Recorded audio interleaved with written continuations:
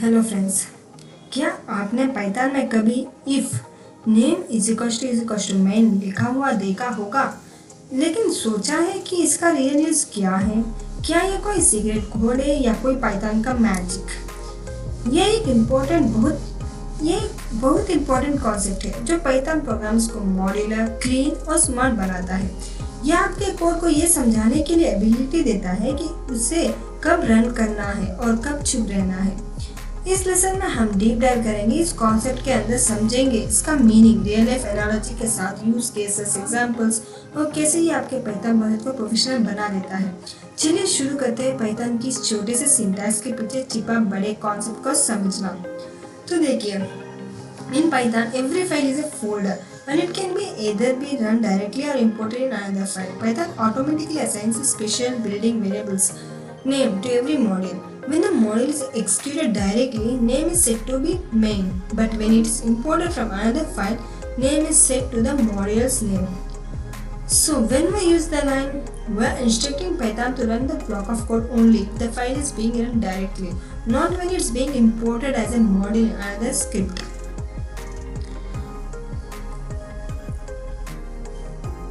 जब हम पाइथन को कोई फाइल लिखते हैं, वो फाइल दो तरीके से यूज हो सकते हैं।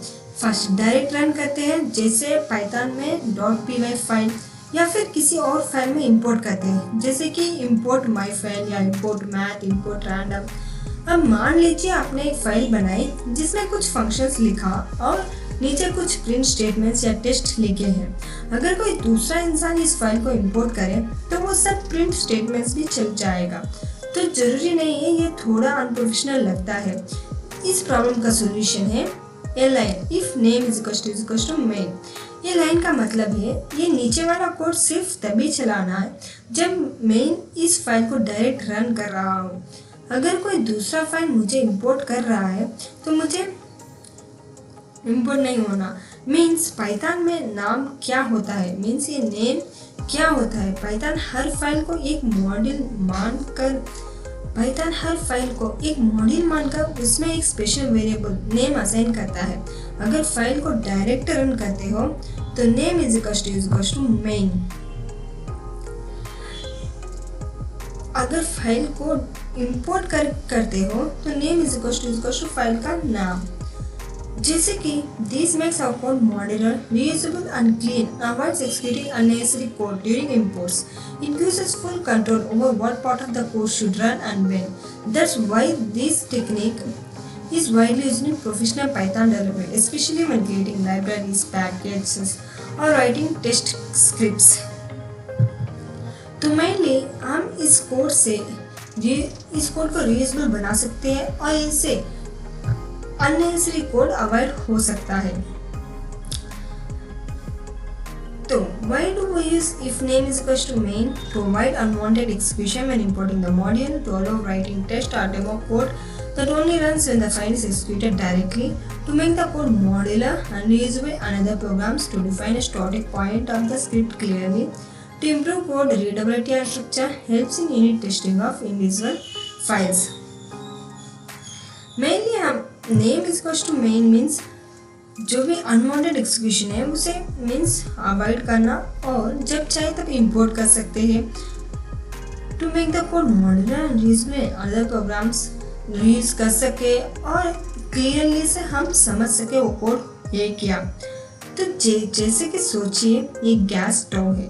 जब आप खुद बटन दबा के गैस स्टोव ऑन करते हो, स्टोव चालू हो जाता है, लेकिन अगर आप वो स्टोव किसी मॉड्यूलर किचन में फिट करके दूसरे किचन के अंदर लगा दो तो उसे ऑटोमेटिक ऑन नहीं होना चाहिए।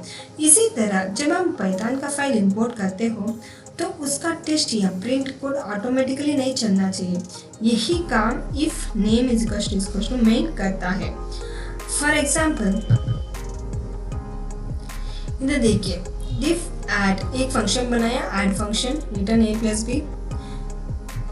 This will always run ever during import. हर बार चलेगा, बिना import के भी ये फंक्शन चल जाएगा। लेकिन import math functions or import calculator, print imported functions, math functions add 10, 20. When you run main.py, output will be 5. Means जब हम main dot P Y on करेंगे तो आउटपुट 5 होगा using import function 30. The file is printed because the code inside math function .py is always executed even during import. This unwanted behavior means output में भी 5 और 30 दोनों आए क्योंकि दोनों ही फंक्शंस हमारे पाइथन के VS कोड में हैं. जैसे कि हम ओपन करते हैं VS कोड और चलाते हैं, एक फाइल को क्रिएट करते हैं अब हम एक फंक्शन बनाते हैं डिफाइंड, उसमें 2 पैरामीटर्स लिखते हैं. स्टेटमेंट क्या रिटर्न करना चाहिए, a+b मान लेते हैं. और हम एक और इंपोर्ट करते हैं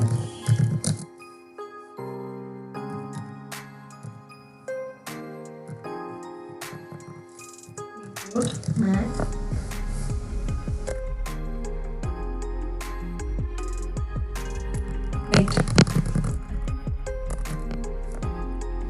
देखिए हमें इसमें एक और फाइल बनाते हैं जैसे कि main.py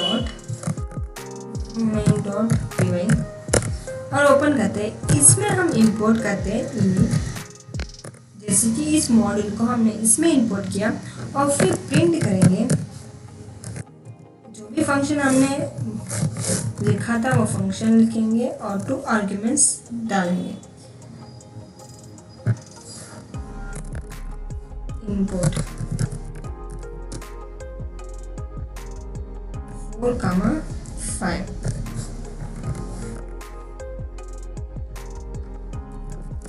नीट डॉट. ऐसे हम हर बार चलेगा जैसे कि हम हर बार इनिट को इंपोर्ट करके ऐसे हम रन कर सकते हैं. तो ये हमारा मेन प्रोग्राम जो कि without name equals to main के चल जाता है. यह 5 अनवांटेड इधर देखिए अगर हम इसमें प्रिंट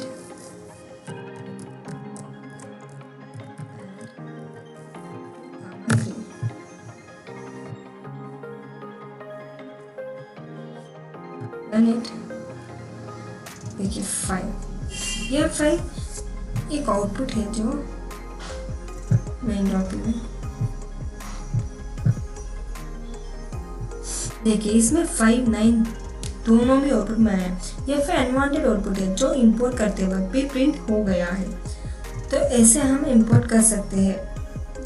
इसमें हम without name equals to means without a line जो कि if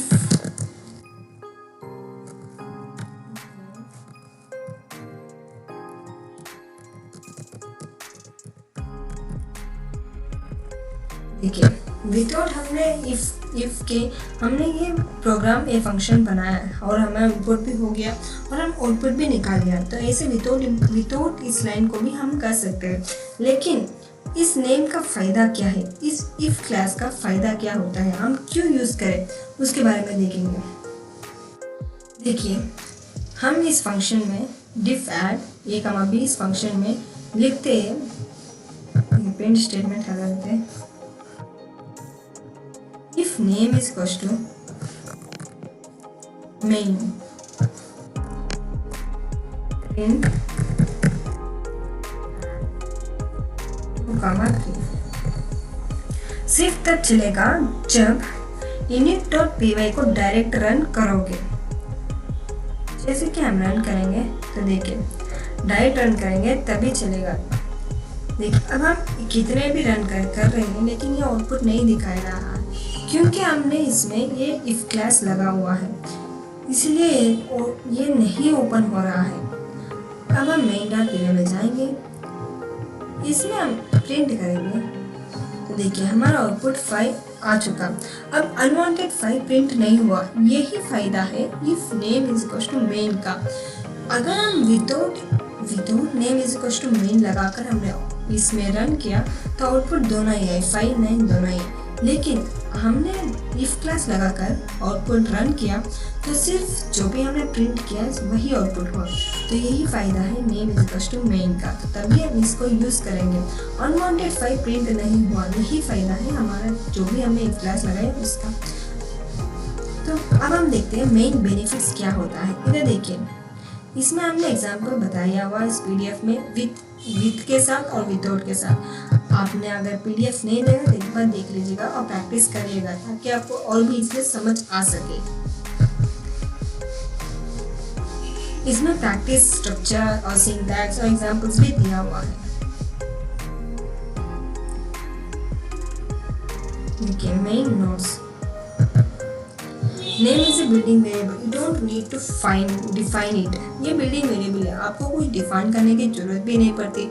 main is a string, Python uses interleave, a script run directly.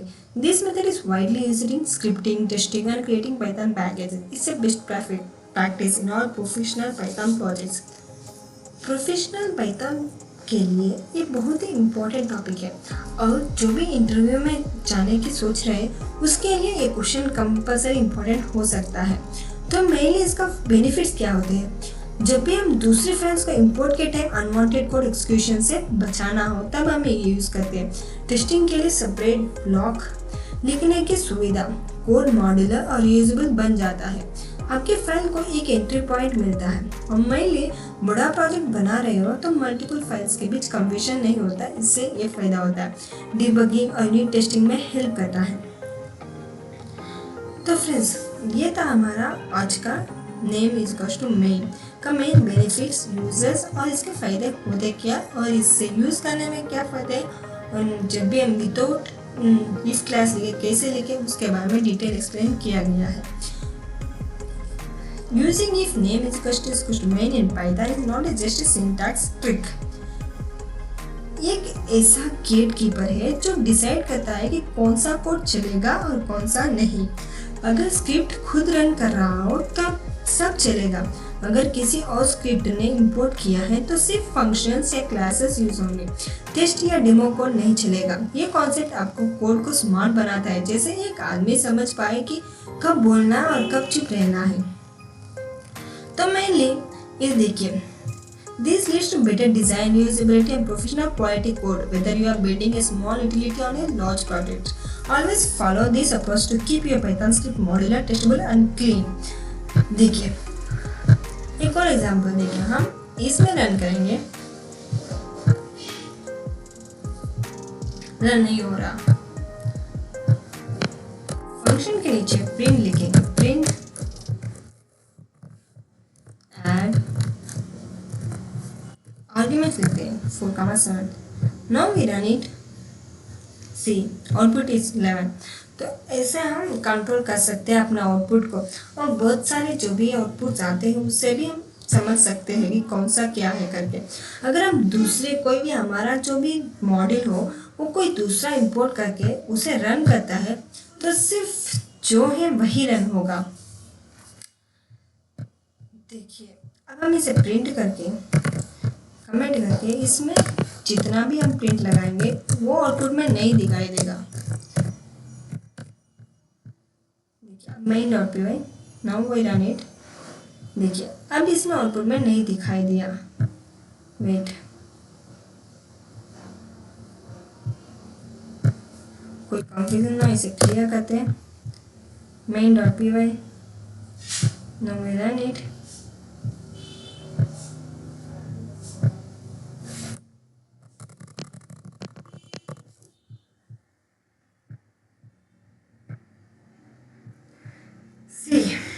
Only 9, 11, हमने इसमें कुछ ऐसा डाला ही नहीं कि 11 आए, तो main.py में 11 और 9।